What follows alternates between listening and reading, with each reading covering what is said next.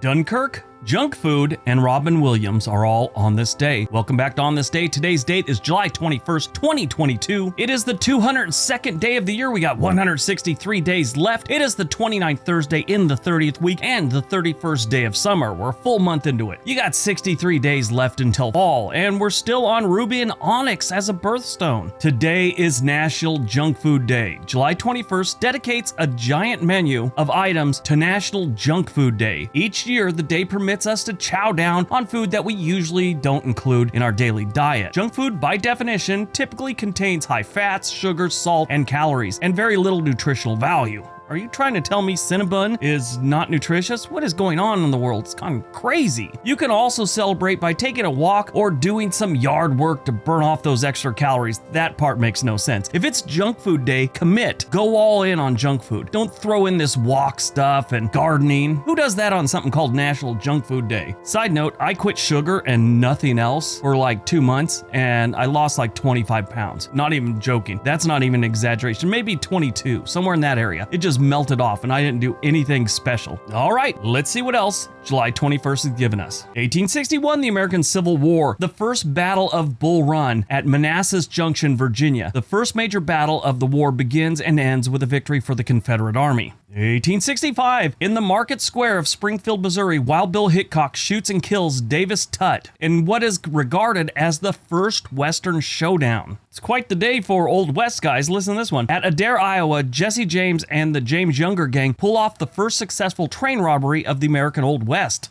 Wow, something about July 21st really does it to the old gunslingers. 1907, the passenger steamer SS Columbia sinks after colliding with the steam schooner San Pedro off Shelter Cove, California, killing 88 people. 1925, Scopes trial. In Dayton, Tennessee, high school biology teacher John T. Scopes is found guilty of teaching human evolution in class and fined $100.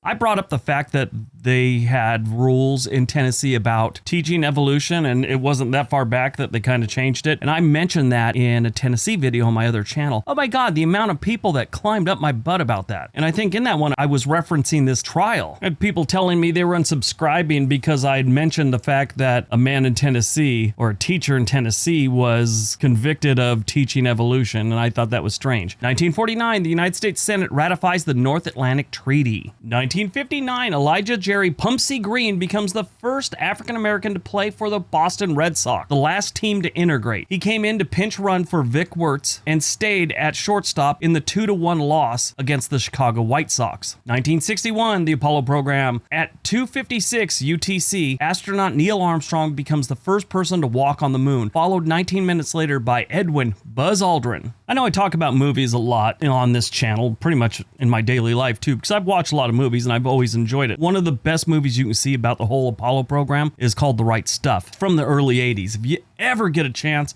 sit down and watch that one. I think it's kind of long, like 3 hours or something like that. 1983, the world's lowest temperature in an inhabited location is recorded in Vostok Station, Antarctica, minus 89 degrees Celsius, which is minus 128 degrees Fahrenheit. That's cold. Movies released on July 21st, 2017, Dunkirk. Dunkirk was an okay movie for an amazing piece of history. It's a war film about the British evacuation from Dunkirk in World War II that was written and directed and produced by Christopher Nolan. The script focuses on 3 different parts of the evacuation. They got the land part, they got the sea part, and they got the air part. And it's somewhat of a true story. Basically, the British and French were fighting the Germans in Dunkirk, which is in France near the Belgian border. And they'd been pushed back to the sea, basically, and they couldn't get enough ships there to evacuate all the soldiers they had, and it was getting pretty bad. Well, English locals that owned boats, fishermen, people with pleasure boats, rowboats, tugboats, dinghies, anything they can get their hands on, they went across the English Channel and got the British soldiers off the beach and brought them back to England. It's an incredible story. Now, the movie itself was